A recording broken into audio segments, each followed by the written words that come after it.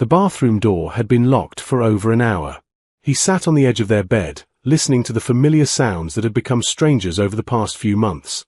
The hairdryer's persistent hum, the clink of makeup bottles, the soft rustle of fabric. These were sounds from another lifetime, from when she used to get ready for their anniversary dinners, for his company parties, for moments that belonged to them. He glanced at his watch. 6:15.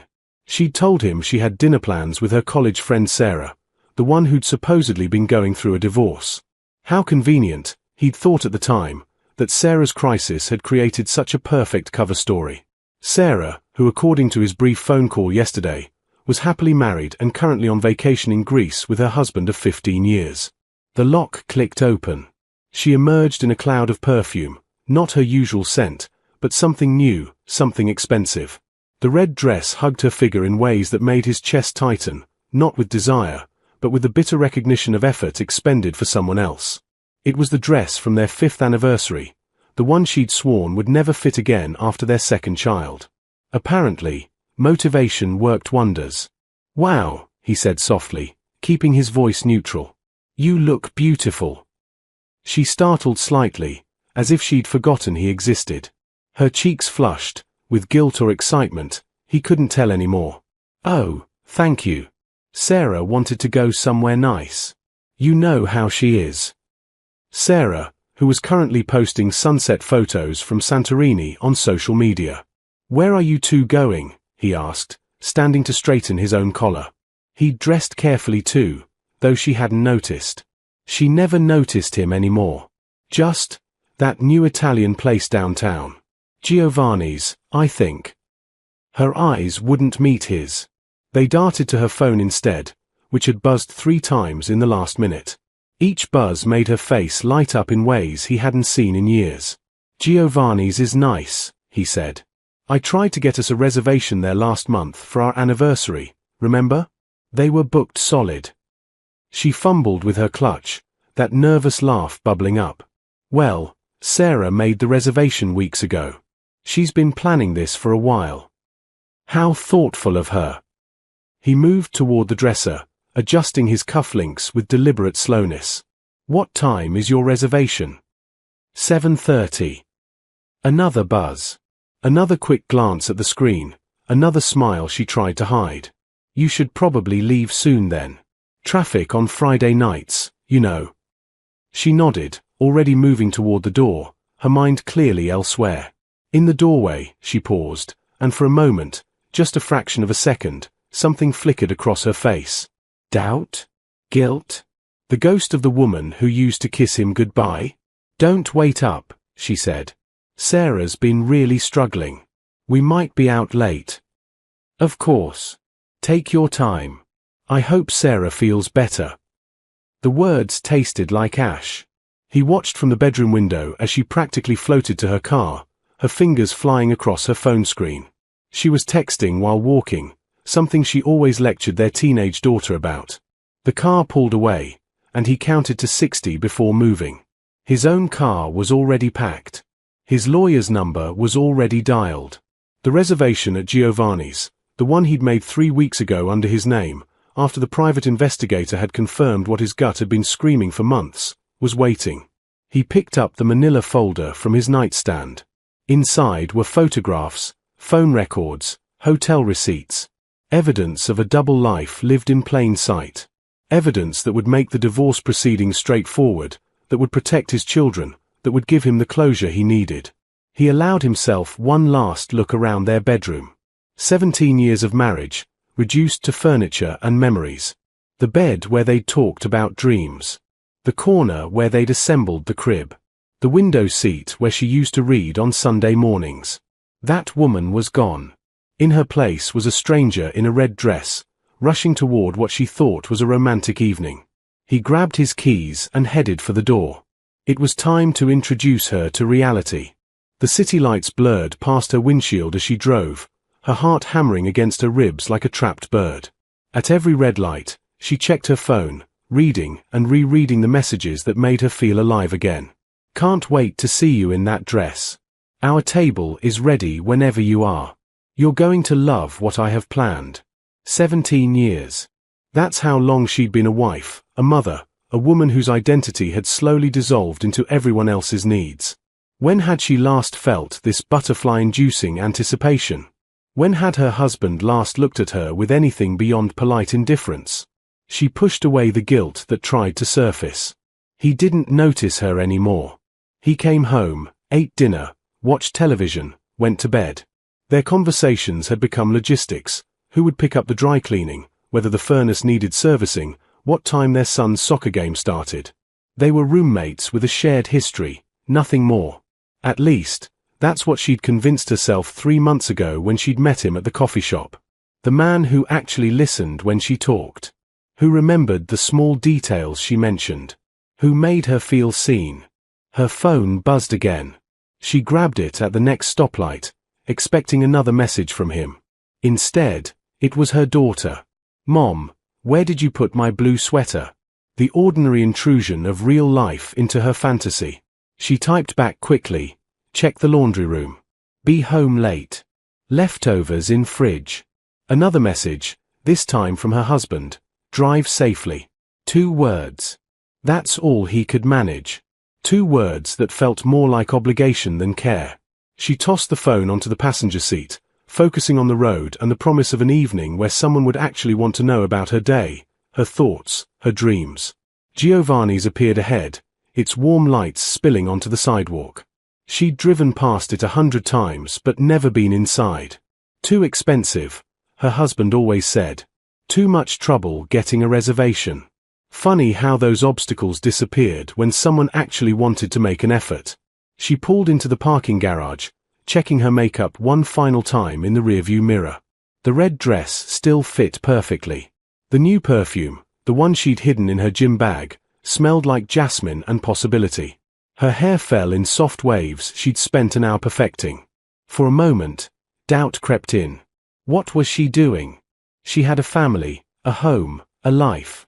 But then she remembered the emptiness, the loneliness of lying next to someone who felt miles away. She remembered the last time her husband had really kissed her, not the perfunctory peck goodbye but a real kiss. She couldn't. She grabbed her clutch and stepped out of the car, her heels clicking against the concrete. The elevator ride to the street level felt both too long and too short. Her reflection in the polished doors showed a woman she barely recognized, confident, desired, alive. The restaurant's entrance glowed ahead. Through the windows, she could see couples leaning toward each other, candlelight dancing across their faces. Soon, she'd be one of them. Soon, she'd remember what it felt like to be wanted. She pushed through the door, and the hostess greeted her with a professional smile. "Good evening. Do you have a reservation?" "Yes, it should be under," she paused, realizing she didn't know what name he'd used. They'd always been so careful about details. "Actually, I'm meeting someone. He should already be here." "Of course. What name, please?" She gave his name, the one that appeared on her phone screen dozens of times each day, the one that made her pulse quicken. The hostess's smile faltered slightly as she scanned her list. "I'm sorry, I don't see that name. Could it be under another name perhaps?" Her stomach dropped. Had he gotten the time wrong? The day? No, they'd confirmed just an hour ago. She pulled out her phone, ready to text him, when the hostess spoke again. "Miss? There's a gentleman at table 12 who seems to be waiting for someone. Perhaps." Relief flooded through her. Of course. He'd probably used a different name for privacy. Smart. Careful. She followed the hostess through the restaurant, weaving between tables, her anticipation building with each step. Table 12 sat in a quiet corner, partially obscured by a decorative screen. Perfect for an intimate dinner. Perfect for not being seen. The hostess stepped aside with a gesture. "Here you are." She moved around the screen, her smile ready, her heart full of expectation. Then the world tilted. The man at the table was her husband. Time seemed to fragment, each second stretching into uncomfortable eternity. He sat there, perfectly composed in the charcoal suit she'd helped him pick out for their wedding anniversary 3 years ago. The anniversary dinner she'd cancelled, claiming a migraine. The candle on the table cast shadows across his face, making it impossible to read his expression. "Please, sit down," he said quietly, gesturing to the chair across from him. Her mind raced through possibilities like shuffling cards. This was coincidence. He was here for a business dinner. He'd somehow gotten the restaurant wrong. Anything but the truth that was slowly crystallizing in her chest like ice. "What are you doing here?" The words came out sharper than she intended, defensive rather than curious. "I have a reservation. Giovanni's. 7:30. I believe that's what you told me, isn't it? Though you said you were meeting Sarah." He paused, took a sip of water. "Sarah sends her regards from Greece, by the way. I spoke with her husband yesterday. They're having a wonderful time." The ice in her chest spread to her limbs. She gripped the back of the chair to steady herself. "I don't understand." "Don't you? Sit down. Please." It wasn't a request this time. She sat, because her legs wouldn't hold her anymore. The restaurant continued its gentle hum around them, laughter from nearby tables, the soft clink of silverware, a piano playing somewhere in the background. Normal sounds in a moment that had become surreal. He reached beneath the table and withdrew a manila folder. The kind lawyers used. The kind that changed lives. "I've known for 3 months," he said conversationally, as if discussing the weather. "The late-night texting. The new clothes hidden in your gym bag. The sudden interest in working out 4 times a week at a gym that, curiously, has no record of your membership." She couldn't breathe. Couldn't think. The red dress that had felt so empowering 20 minutes ago now felt like evidence, like a costume for a role she'd been caught playing. "His name is Daniel, right? The district manager for that consulting firm downtown. You met him at the coffee shop near your sister's house. He's divorced, has a daughter in college, drives a BMW." He recited the facts like reading a grocery list. "He thinks you're separated from me. That we're just waiting for the kids to adjust before filing papers. Creative story. How did you?" "A private investigator. Excellent credentials, very discreet." He opened the folder, and she saw photographs. Her and Daniel at the coffee shop. Getting into his car. Walking into a hotel. Evidence of every moment she'd thought was secret, laid bare under restaurant lighting. Tears burned her eyes, but she blinked them back. "If you knew, why didn't you say anything?" For the first time, emotion cracked through his calm facade. "I wanted to be wrong. Every day, I hoped I'd wake up and find some other explanation. That maybe you really had joined a gym. That maybe Sarah really was going through something.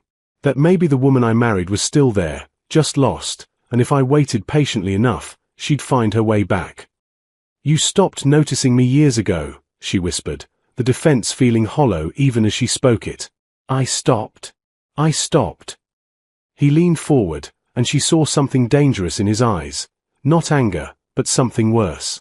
Disappointment. "I planned a weekend away for our anniversary. You said you were too tired. I bought tickets to that Broadway show you mentioned wanting to see. You said you couldn't find a sitter. I learned to cook Thai food because you said you missed that restaurant from when we were dating. You ate 3 bites and said you weren't hungry." Each statement landed like a blow. She remembered those moments differently, through the lens of her own neglect and resentment. But hearing them now, she saw the pattern she'd refused to acknowledge. "I became invisible," he continued, "because you decided I was. And instead of talking to me, instead of fighting for us, you decided to audition for a different life with someone who doesn't know that you hate doing dishes, or that you cry at dog food commercials, or that you have a birthmark on your left shoulder blade shaped like Ohio. So what is this?" She gestured at the table, the folder, the setup. Revenge? Humiliation? Clarity? He slid a document across the table. "Divorce papers. Already filed. I'm citing irreconcilable differences and fault-based grounds. I have evidence of adultery, which in our state affects asset distribution and alimony. My lawyer says it's a fairly straightforward case." The words hit her like physical blows. Divorce. Fault. Evidence. The life she'd been trying to escape suddenly became the life she was losing. "The kids are with my mother." They know we're having dinner together. They don't know yet that it's our last. His voice finally broke slightly. I'll tell them tomorrow. I've already consulted with a child psychologist about the best approach. Of course he had. While she'd been lost in fantasy, he'd been planning their future. Their separate futures. I loved you, she said, the past tense slipping out unintentionally. I know. I loved you too. Maybe that's why this hurts so much. He stood, leaving the folder on the table. The reservation is in my name. You're welcome to stay and order whatever you'd like. Or you can leave. Your choice. Where are you going? Home. To pack some things and go to my mother's. My lawyer will be in touch Monday about custody arrangements and property division. We can try to keep this civil for the children's sake, or we can make it ugly. Also your choice. She sat frozen in her chair, watching him weave through the tables toward the exit. Part of her wanted to run after him, to beg, to explain. But explain what? That she'd felt lonely? That she'd wanted to feel special again? Those reasons felt like tissue paper now, flimsy and transparent. The waiter approached cautiously, clearly sensing the tension. Would you like to see a menu? She looked down at the divorce papers, at the photographs of her secret life spread across the white tablecloth. No. Thank you. I'm leaving. She gathered the papers, they were hers now, part of her new reality, and stuffed them into her clutch. The photographs she left on the table. Let the waiter wonder. Let the whole restaurant wonder. Shame was a small price to pay for what she'd done. Her phone buzzed as she rushed toward the parking garage. Daniel. Where are you?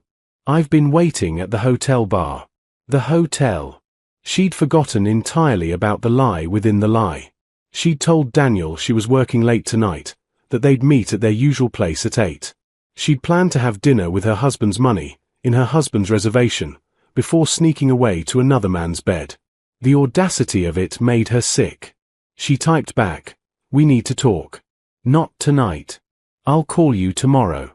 His response came immediately. Is everything okay? You're scaring me. Nothing was okay. Nothing would be okay for a very long time. Instead of answering, she blocked his number. Clean break. Scorched earth. It felt both cowardly and necessary. In her car, she sat gripping the steering wheel, unable to turn the key. Where would she go? Not home, he'd said he was going there to pack. Not to her mother's, the judgment would be unbearable. Not to her sisters, she'd have to explain, and explaining meant admitting what she'd become. Her phone rang. Unknown number. She answered without thinking. Mrs. Morrison. A woman's voice, professional and crisp. She almost said yes before remembering that name might not be hers much longer. This is she. This is Catherine Chen from Morrison and Associates. I'm your husband's attorney. He asked me to reach out regarding temporary arrangements while the divorce proceedings move forward. Of course. He'd thought of everything. While she'd been selecting lingerie and perfecting her lies, he'd been consulting lawyers and documenting evidence. I'm driving, she said, which was technically true, though the car wasn't moving. Of course. I can call back at a better time. However, your husband wanted me to inform you that he'll be staying at his mother's for the foreseeable future. You're welcome to remain in the marital home with the children. He'll collect his things tomorrow afternoon while you and the children are at your son's soccer game. The soccer game. He'd remembered their son's soccer game while planning his exit from their marriage. He also wanted me to convey that his primary concern is the children's well-being. He's hoping we can establish a cordial co-parenting relationship and avoid unnecessary conflict. Cordial. Co-parenting. Terms from a future she hadn't imagined that morning. What do I need to do? Her voice sounded hollow, unfamiliar. For now, nothing. I'll send over the formal documents early next week. You'll have time to retain your own counsel. I'd recommend doing so sooner rather than later, given the complexity of asset division and custody arrangements. After the attorney hung up, she finally started the car. Muscle memory took over, driving her through familiar streets toward the house that would soon be divided up in legal documents. The house where she'd raised her children, celebrated birthdays, decorated for Christmas, lived a life that now felt like someone else's memory. The lights were off when she pulled into the driveway. He'd already come and gone. She sat in the darkness, unable to face the emptiness inside. Her phone buzzed again. This time, her daughter.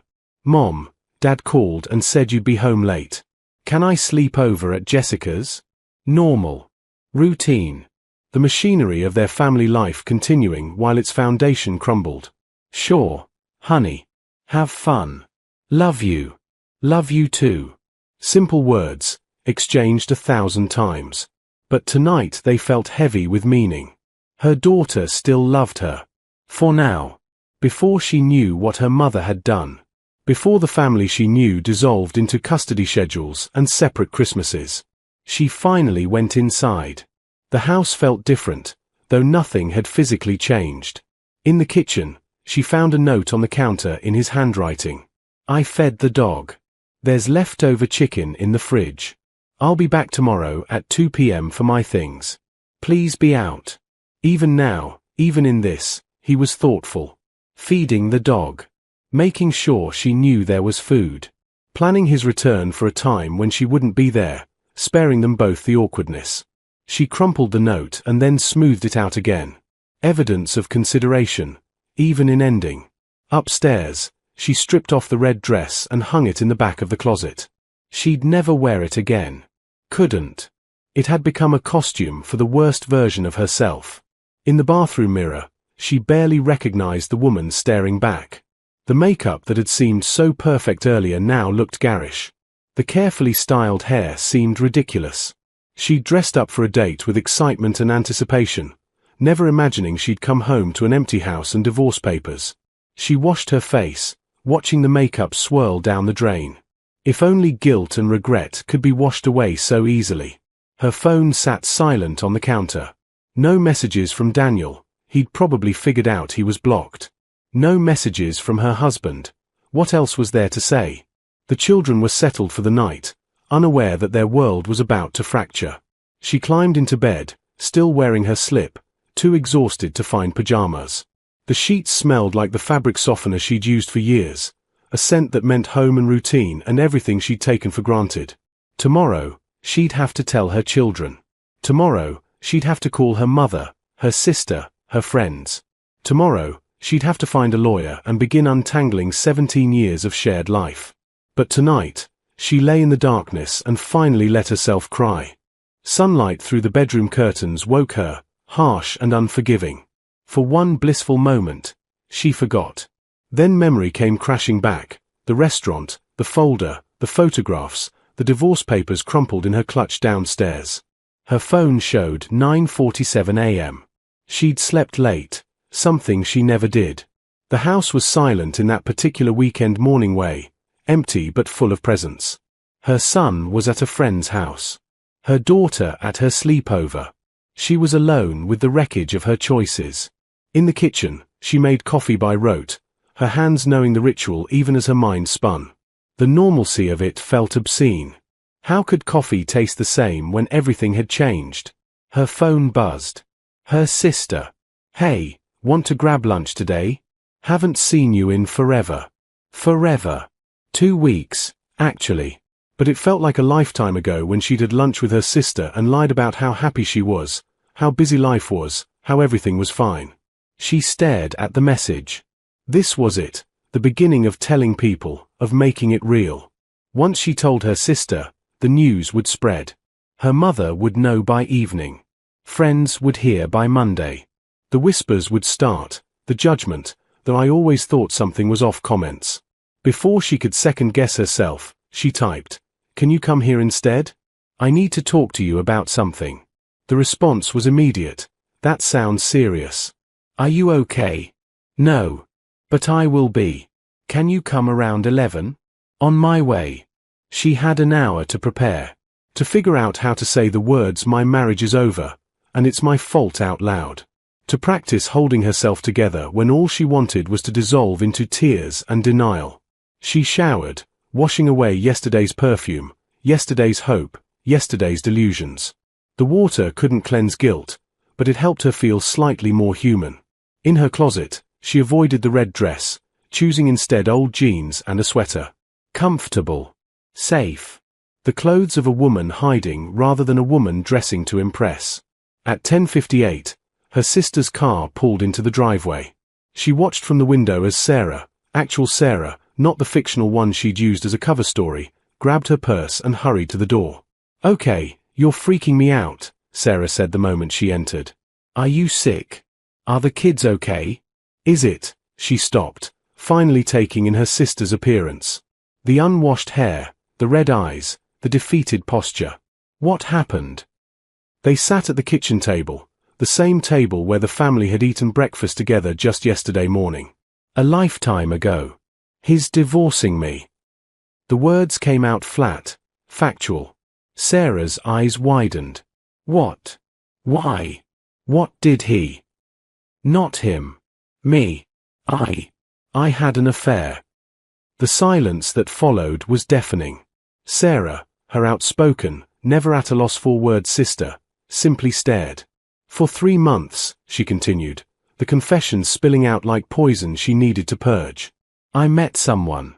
I convinced myself I was unhappy, that he didn't care about me anymore, that I deserved to feel special. I lied to everyone. I used your name as a cover story, actually. I told him I was meeting you last night. But you weren't. No. I was meeting the other man.